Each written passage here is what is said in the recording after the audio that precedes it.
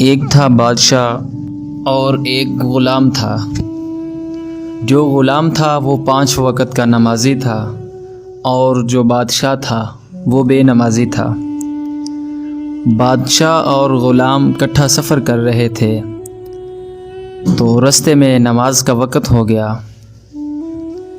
تو جو غلام تھا اس نے کہا بادشاہ سے کہ بادشاہ سلامت نماز کا ٹائم ہو گیا ہے، تو لہٰذا آپ یہاں رکیں تو میں نماز ادا کر لوں۔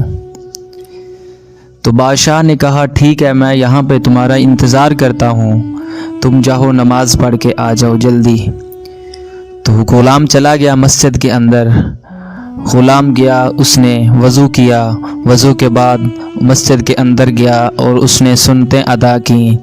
سنتوں کے بعد اس نے جماعت کے ساتھ نماز ادا کی۔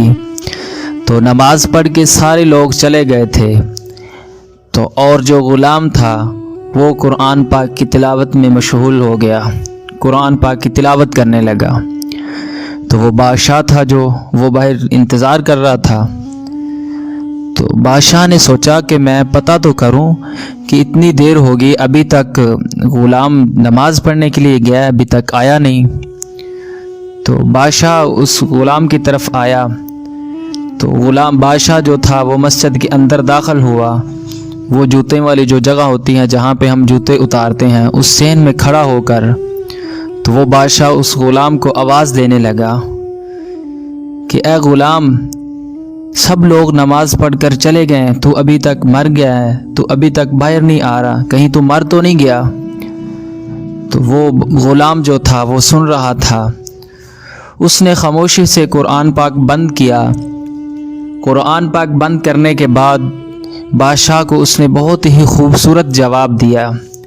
بادشاہ سے اس نے کہا، غلام نے، کہ بادشاہ سلامت، جو خدا تجھے مسجد کے اندر نہیں آنے دیتا وہ خدا مجھے مسجد سے باہر نہیں جانے دیتا۔ اللہ اکبر! میرے بھائیوں، کتنی خوش قسمتی کی بات ہے کہ ہم 5 وقت کی نماز جماعت کے ساتھ ادا کرتے ہیں۔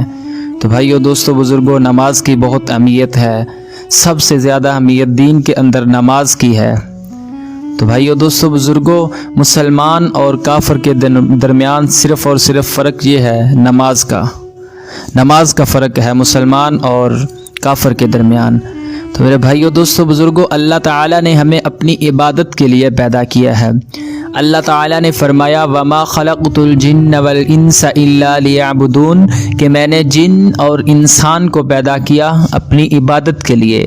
تو میرے بھائیوں، اللہ تعالیٰ نے ہمیں اپنی عبادت کے لیے پیدا کیا ہے۔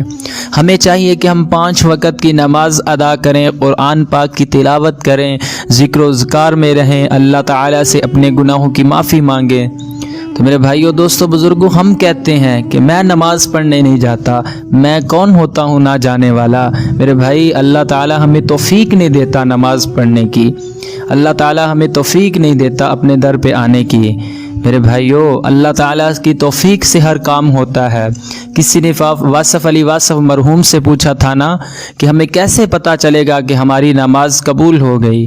اس نے بہت خوبصورت جواب دیا۔ اس نے کہا کہ اگر پہلی نماز کے بعد اگر دوسری عطا ہو جائے تو سمجھو پہلی قبول ہو گئی۔ تو میرے بھائیوں، دوستوں، بزرگوں، ہمیں بھی ایسی نماز پڑھنی چاہیے کہ ہم ایک نماز پڑھیں اور دوسری نماز کے لیے ہمارا دل چاہے کہ ہم خود نماز کی طرف آئیں۔ تو میرے بھائیوں، آج ہم وقت ضائع کر رہے ہیں، کل کو جب ہم مریں گے تو ہمیں اس وقت کی قدر ہوگی، اس وقت کا ہمیں پتہ چلے گا۔